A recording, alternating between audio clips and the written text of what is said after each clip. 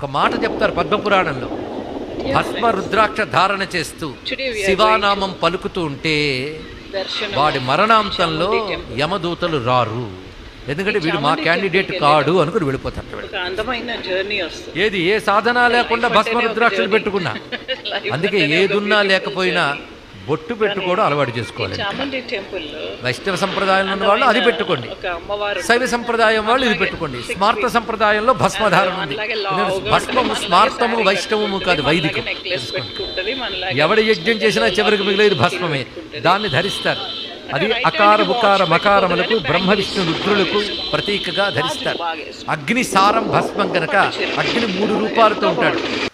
ఆ 3 కూడాను గార్హపత్యాగ్ని, దక్షిణాగ్ని, ఆహవనీయాగ్ని, వాటికి సంకేతంగా భస్మధారణ చేస్తారు. 16 స్థలాల్లో చేయాలి. అది చేస్తే శరీరానికి రక్ష, పాపనాశనం చేసి రక్షిస్తుంది.